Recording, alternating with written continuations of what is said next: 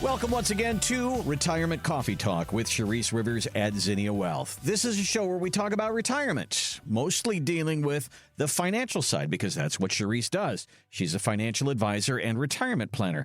But there are other issues that we deal with that can affect our finances, and those can be in the area of our health. Now, recently we introduced you to Rob Main of Rob Main Health, who has a different model than your everyday doctor's office, the concierge model. And you can find out more about that if you go to our website, zinniawealth.com, and click on the media tab there, and you're going to see part one of our interview that explains that. You can also find that on our podcast. But today we're going to do part two of our interview with Rob, where we're going to drill down on two big issues: diabetes and the care and the drugs that go along with that, and weight loss, and that, of course, brings up Ozempic. So let's dive in. Yeah, let's do that because I have a number of clients over the last 20 years that come on board, and I would like to say 40% of them have diabetes, whether it's pills or insulin. And I always wondered, what could they have been doing 10 years, 5 years, even 20 years before this even happened to maybe push this off? Maybe it's genetic, you can't help it. I'm not 100% sure. But it's a big epidemic, and more people are getting it. You know, they say shop on the outside of the grocery store, not on the inside lanes, to stay away from processed stuff, the canola oil and all that. So kind of tell me your thoughts about this diabetic problem we have. Big problem. It's been a big problem for a long time, and within the last 4 or 5 years, especially with the introduction of some of these newer medications, including the GLP injections, which we'll touch on here in a second. So, we'll first educate everybody out there that there's two different types of diabetes. You have type 1 and you have type 2. Okay, type 1 is something that's basically you usually see in the younger population. Your pancreas has these cells called beta cells. Okay, and these beta cells, unfortunately, they have a half-life. And in type 1 diabetics, their half-life is extremely low.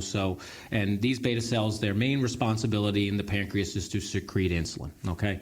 And when all these beta cells are no longer working, okay, you unfortunately have to rely on insulin, okay? So those are your type 1 diabetics. They have really no beta cells left. So they unfortunately have to rely on insulin to help control their blood sugars, okay?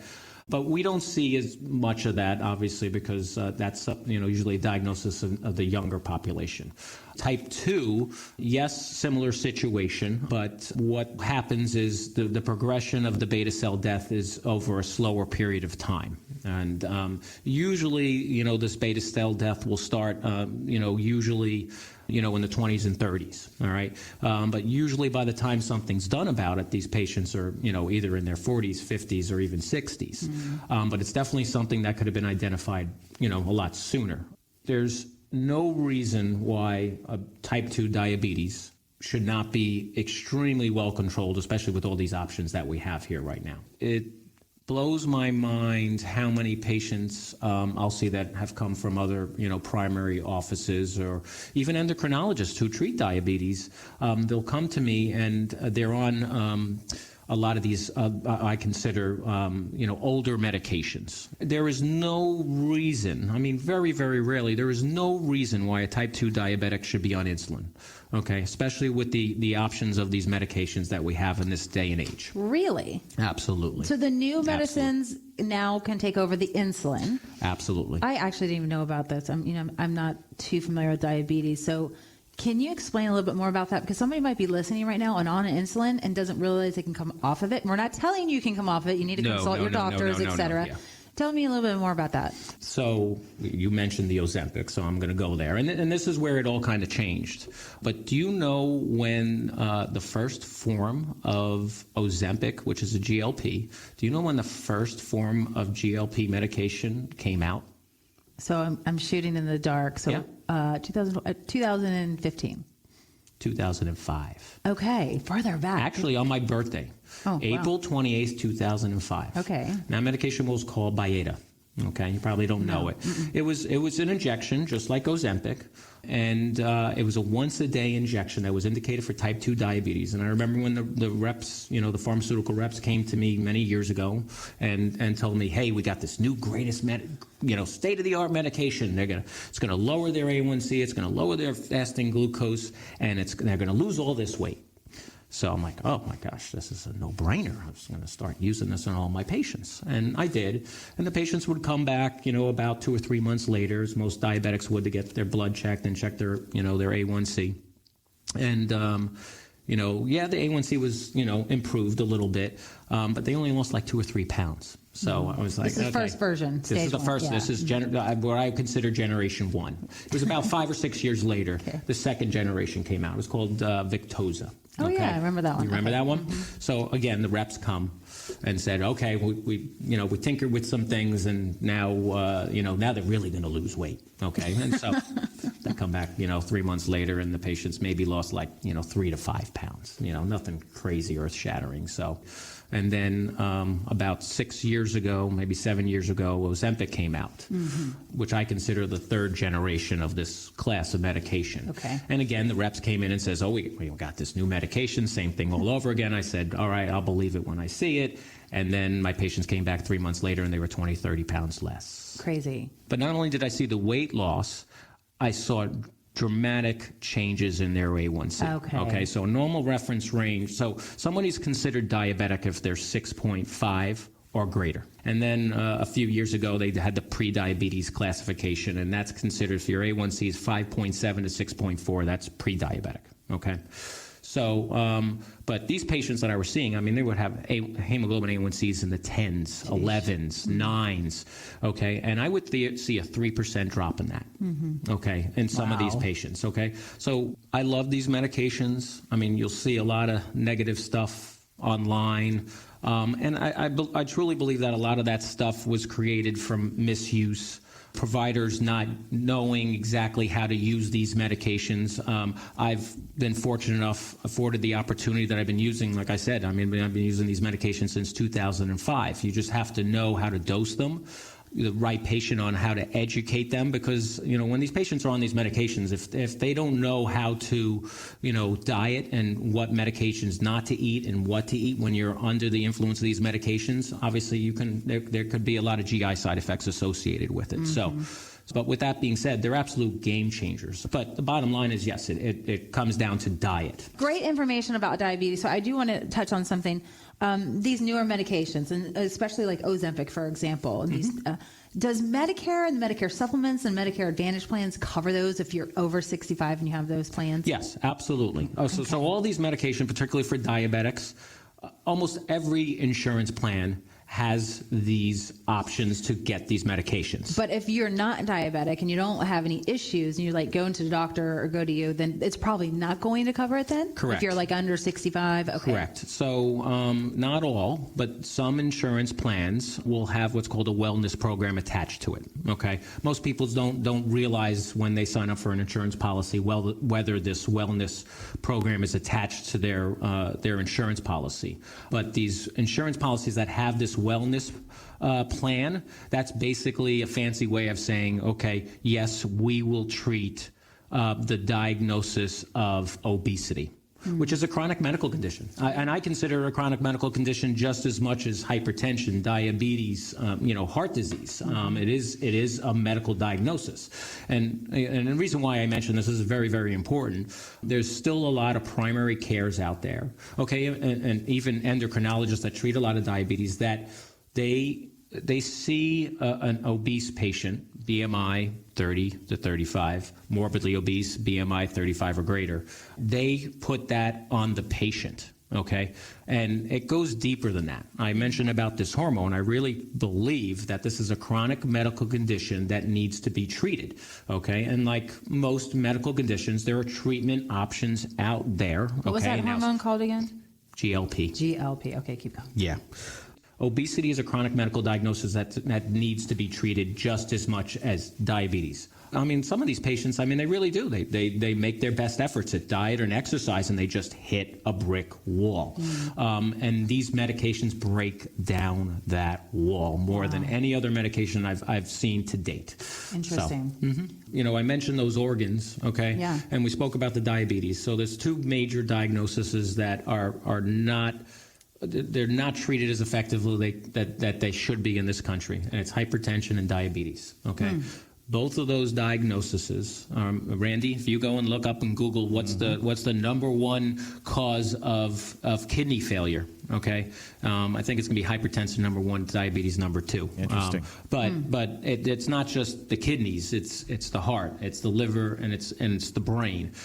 If those two things are better controlled, early on in age, okay, and this is something that has to start at least when you're 40 years of age. Right. It's slowly eating away, okay, at all these organs, okay, and these organs, obviously, when you retire, you need those organs. And what is the most amount of money that is spent, I can guarantee you, in healthcare, okay, is trying to fix, okay, kidneys, heart, brain, and liver, okay? Stuff that could have easily been prevented if the patients were more proactive.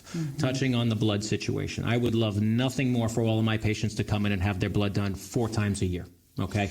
Now, am I saying you have to do that? No, but definitely, somebody who's Medicare age, if they're not having their blood work done, at least, quarterly or multiple times a year, I think they're cheating themselves. I'm waiting for artificial intelligence to come out and to say, put this around your arm.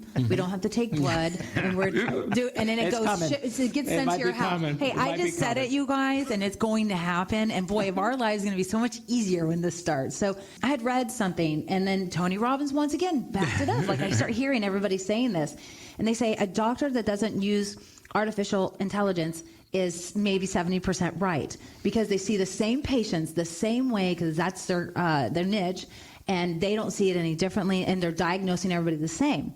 They said when a doctor partners with artificial intelligence, they said you are at 90% right. I said, holy cow. So the doctor is always going to be involved, but the doctor should be using artificial intelligence.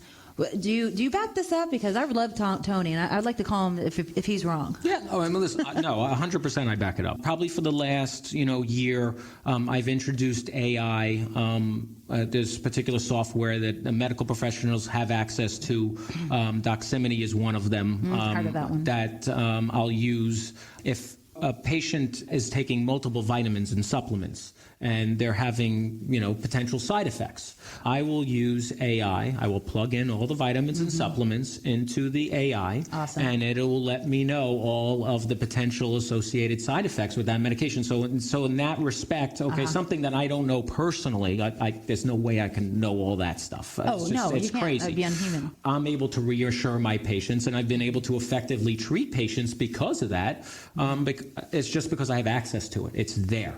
And everybody, who in my situation should use it. Well, that is where we're going to have to end it for today. There is so much field to be plowed here. We are definitely going to have Rob Main back. So if you've been listening to Retirement Coffee Talk with Charisse Rivers, we're talking about health and wealth, and this is kind of the first interview in that series where we're going to be talking to different physicians about hearts and knees and backs and pickleball injuries and dental work and all the different things that we deal with in our retirement years. And it goes right along with what we talk about, helping you financially, but also helping you have a full life, and that means having a healthy life as well. Charisse, let's kind of land the plane here, and Rob, thank you so much for being our guest today. We learned so much. I know, so much great, honest, truthful, direct information. And again, anybody who's looking for closer access, maybe some more customer service, quick phone calls to get things solved very quickly, I would definitely recommend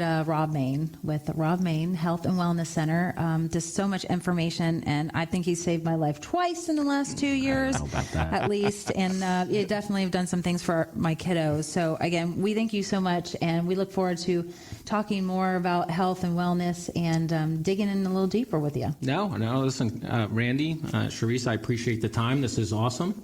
How do people get a hold of you? Well, all they have to do is go to the website, robmainhealth.com. Okay. Is there a phone number? There is a phone number, 352-282-0010. All right. If I can say something, just Sure. because it's something I want your people out there to know, because it's also a time thing. It's a new year, and this is important. And I know we might talk down the road about Medicare and prescriptions, but this is something that I definitely want to pass on to people because it's very, very important. There's something new in January 1st, 2025 with Medicare that I think everybody needs to be aware of, and a lot aren't. There's something. So the donut hole is gone. Okay, everybody knows what the donut hole is. Okay, that'll be another. It got replaced with a smoothing plan. It's called a smoothing plan.